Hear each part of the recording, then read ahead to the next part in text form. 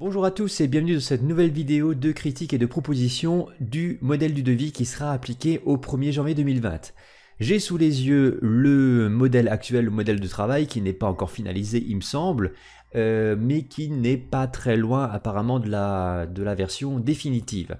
Je vais critiquer pendant quelques minutes les quelques points qui me dérangent dans ce devis-là. J'espère mettre en évidence certains points qui me semblent vraiment problématiques. Et dans une deuxième partie de la vidéo, je vais faire la proposition, une proposition, disons, de présentation de ce devis que je trouve nettement plus claire et nettement plus concise. Alors, là pour l'instant, j'ai fait un devis classique. J'ai caché les identifiants mes identifiants. J'ai mis un patient fictif et j'ai fait un devis pour une couronne avec inlaycore et couronne transitoire sur une 11, pour l'instant en alliage semi-précieux céramisé. Alors d'entrée de jeu, enfin j'ai aussi activé les notes explicatifs qui est normalement facultative à l'impression mais qu'on devrait donner aux patients, donc je l'ai intégré pour vraiment qu'on ait le maximum sur ce modèle de devis. Et pour un devis avec une couronne, un inlaycore et la transitoire qui va avec, on se retrouve du coup avec 3 pages. Regardons un petit peu de quoi est fait ce devis. Dans l'entête, donc nous avons le titre du document, là à la limite j'ai pas grand chose à dire dessus. Une notice explicative que je pense la plupart des gens ne liront pas, qui est, voilà, qu'on ne va sûrement pas supprimer. L'identification du dentiste et l'identification du patient, là j'ai pas grand chose à dire. Le lieu de fabrication du dispositif médical, j'ai déjà un premier problème avec cette partie-là parce qu'il n'est pas dit que le devis sera intégralement fabriqué dans le pays qui est indiqué sur cet encart-là. À l'issue du traitement, il vous sera mis une déclaration de conformité, blablabla, donc ça ce serait des textes que je ne mettrai pas à ce niveau-là. Et en dessous, on a la légende. La légende qui prend déjà la moitié du document et ça me pose déjà un gros souci. On a des astérisques partout, on a des numéros qui sont repris, disons on a deux fois par exemple le code numéro 1, 2, 3, 4, etc. Je pense que ces numéros-là devraient être plus clairs. Et sur la gauche, on perd pas mal d'espace avec ce grand carré blanc à moitié rempli. Bon, pour une chose qui à mon avis ne sera pas vraiment lue par le patient, à moins de faire plusieurs allers-retours entre le traitement proposé et ce cadre-là. Ensuite, on a le traitement proposé en lui-même. Là, j'ai pas grand-chose à dire sur le texte, mis à part que on a un... Alors, je sais pas si ça vient du document parce que je l'ai imprimé avec mon logiciel, mais le carré, le tableau qui comporte le traitement proposé n'est pas aligné avec le reste des tableaux. Alors déjà ça, il faudrait le corriger. Deuxième chose, on a la première colonne, numéro de traitement. Numéro de traitement qui sera lié à quoi? Est-ce qu'on parle du code? Est-ce qu'on parle du... On va passer en deuxième page. Numéro de traitement, c'est toujours numéro de traitement 1. Alors, est-ce que c'est... On ne sait pas vraiment à quoi ça correspond. Est-ce que c'est une alternative? Est-ce que c'est... On n'en sait rien. Donc c'est une colonne que d'entrée de jeu, je supprimerai. Numéro dedans ou localisation. On pourrait simplifier ça en mettant simplement localisation. Donc le texte cette fois est centré sur la gauche, le premier est centré au milieu, le deuxième est centré sur la gauche. Ok, donc c'est relativement homogène, mais ça reste quand même pas très beau. Cotation CCM, NGAP ou acte HN. Moi j'aurais simplement mis cotation et puis basta. Nature de l'acte, ok. Couronne transitoire, disons inlaycore couronne, ça c'est assez clair. Il est quand même important d'avoir cette case là qui est la plus large. Ensuite, matériaux utilisés, c'est là que ça commence à se gâter. Matériaux utilisés avec deux petits astérisques, on doit se rapporter au premier tableau et à chaque fois on a un code avec chacune des matériaux, c'est ce qui est repris aussi dans le modèle de facture il me semble conventionnel. Donc là peut-être que la personne un peu habituée pourra lire facilement, mais je pense que ce n'est pas très clair d'entrée de jeu. Honoraire limite de facturation, ok à la limite. Numéro du panier, donc là on se ramène du coup à ce tableau là au-dessus. Là aussi on doit faire plusieurs allers-retours et ensuite on arrive au niveau des honoraires, ça on va pas vraiment le modifier. Base de remboursement, montant remboursé et enfin montant non remboursé par l'assurance, par l'AMO. J'ai toujours trouvé ces deux cases. On a 3 cases, on pourrait facilement en supprimer une, soit le montant non remboursé, sachant qu'on pourrait très bien faire la différence entre montant remboursé et honoraire. Ça serait nettement plus... on gagnerait une case. Mais voilà, ces 3 cases-là ne me semblent pas forcément indispensables d'entrée de jeu. Ensuite, on perd énormément de place avec ces libellés qui sont toujours éclatés. Il n'est pas interdit de mettre pour base de remboursement de l'assurance maladie obligatoire BRSS, base de remboursement de la sécurité sociale, montant remboursé de l'assurance maladie obligatoire BR-AMO ou plutôt MR-AMO et MNR-AMO. Voilà, après on pourra très bien utiliser la fameuse légende qui reprend effectivement le cas de HN par exemple ici. Voilà, on a l'espace ici qui pourrait être utilisé pour optimiser un petit peu l'espace dans ce texte-là. Et ensuite, on passe à la deuxième page où on reprend l'identification du dentiste, l'identification du patient. Là, je pense que ce sont des données qui ne sont pas forcément utiles parce qu'on les a de toute façon en première page. On pourrait simplement identifier que c'est un seul document avec un code identifiant le document et qu'à chaque fois, on sait de quel document ça se rapporte vu qu'on aurait ce code unique. Et donc après, nous avons les alternatives thérapeutiques. Et là, on nous sort, là j'ai pris plusieurs, j'ai volontairement utilisé plusieurs alternatives pour la même couronne. On a plein de codes, plein de lignes se rapportant à un seul et unique acte. C'est très lourd comme présentation, on ne s'en sort pas. On ne s'en sort vraiment pas là-dessus. Est-ce que ça veut dire que le patient pourra prendre les corps de cette ligne-là et pourra prendre aussi la couronne métallique ou la couronne zircone qui est juste en dessous parce que la ligne des corps du coup est moins chère. Enfin, est-ce qu'on a un code où c'est moins cher? Non, du coup là ce n'est pas... Là du coup c'est pas pertinent. Mais disons, voilà, est-ce que forcément les codes sont liés? Ce n'est pas forcément très explicite à ce niveau-là. Et on se retrouve toujours avec les mêmes cases sur le côté et enfin le code, la case qui est rajoutée, réalisée par votre praticien où là on peut dire au patient si on peut lui proposer ce traitement ou non. On se retrouve avec donc 3 pages avec la notice explicative pour des alternatives pour un acte qui est en soi est assez simple.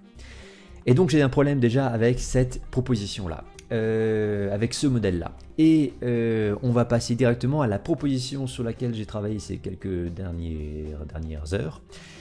On va y passer tout de suite, hop, et voilà du coup la proposition que je fais. Alors cette fois, les 3 pages sont mixées en 2 pages uniquement.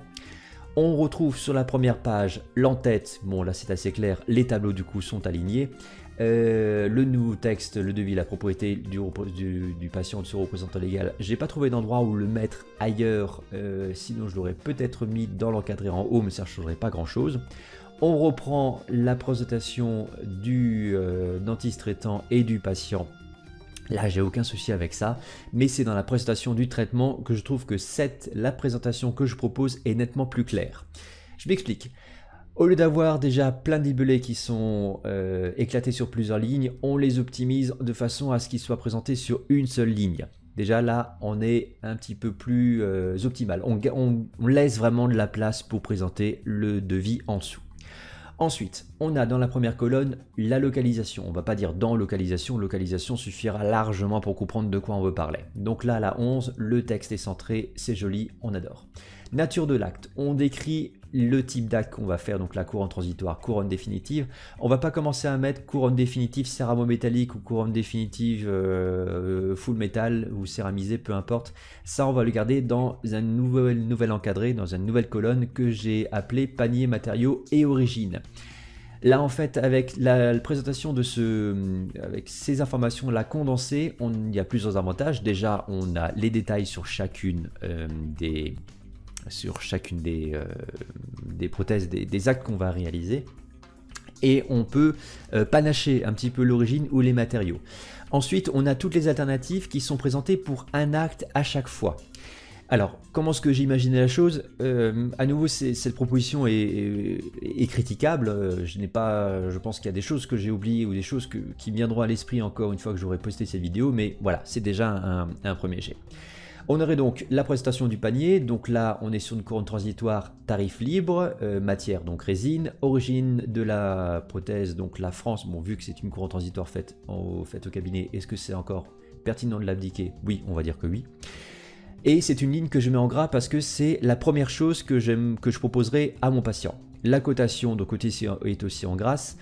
Le plafond inexistant, donc un petit slash pour indiquer qu'il n'est pas concerné. Les honoraires en gras, la base de remboursement sécurité sociale BRSS, ok. Montant remboursé par la sécurité sociale 7 euros et montant non remboursé 3 euros, blablabla. Non, en fait là je me suis trompé, c'est 3 euros plus 60 plus la différence, donc le texte, le chiffre là est faux, mais c'est pas grave. Deuxième ligne, donc c'est une alternative qui est proposée aux patients que je peux réaliser. Elle est donc pas en gras mais en écriture classique. Donc là aussi le code est prévu, le plafond est indiqué, les honoraires ne dépassent pas le plafond, etc. etc.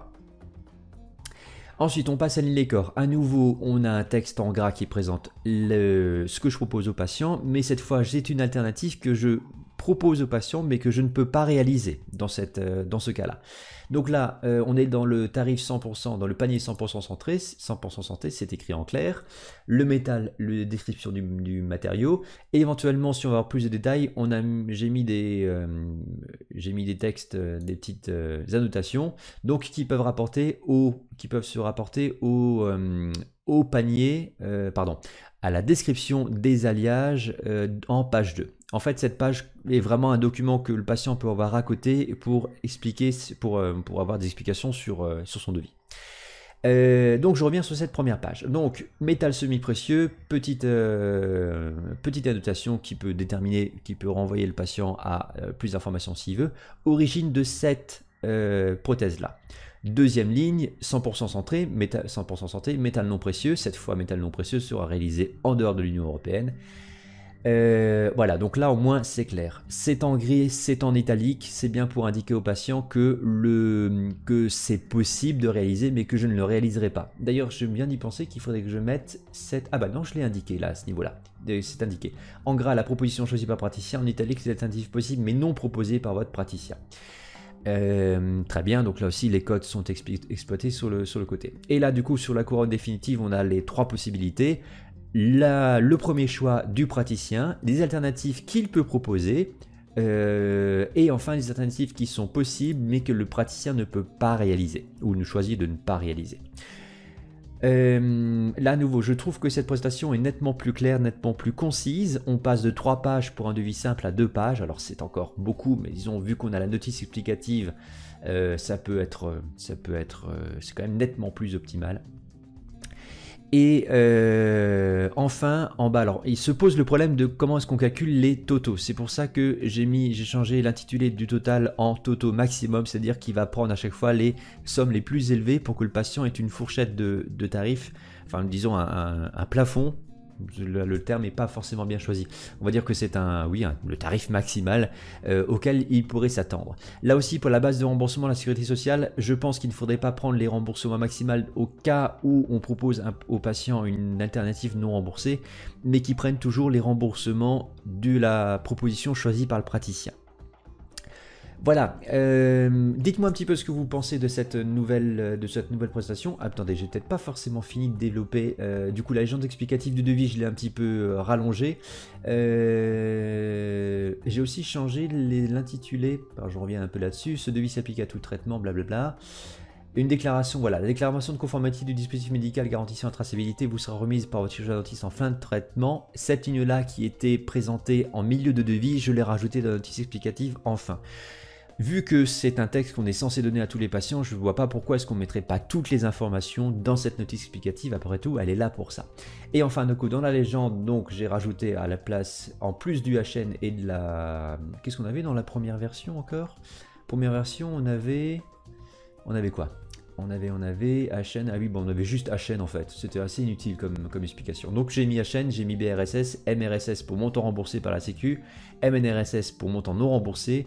Les montants remboursés et non remboursés du régime obligatoire sont informatifs, blablabla, donc petit texte obligatoire, en gras en italique, donc ça indique bien comment lire le devis. Et enfin, j'ai supprimé les numéros des paniers qui étaient dans cette colonne-là pour laisser un peu plus de place pour l'explication. On gagne pas grand-chose au niveau place dans ce texte-là, mais au moins, voilà, on ne gaspille pas de place, là, c'est important. Autre chose, du coup, pour identifier le devis, je mets un code qui est généré soit aléatoirement, soit qui est généré à partir du numéro APPS du patient, plus le numéro de sécu du le numéro RPPS du praticien plus le numéro de sécu du patient éventuellement ou un code généré aléatoirement. Comme ça, on sait que c'est un document unique, on peut l'identifier facilement et on n'a pas besoin de reprendre du coup les informations du patient en tête. Là aussi, on gagne de la place. Voilà, maintenant vous pouvez me dire ce que vous pensez de ce devis-là, de ce modèle de devis-là. J'espère que les syndicats et que c'est l'UNCAM qui négocie ça, je sais plus avec qui négocie ça. En tout cas, j'espère qu'ils en prendront un petit peu note et qu'ils allégeront un peu la présentation du futur devis conventionnel. Et sur ce, je vous dis bonsoir et bon week-end.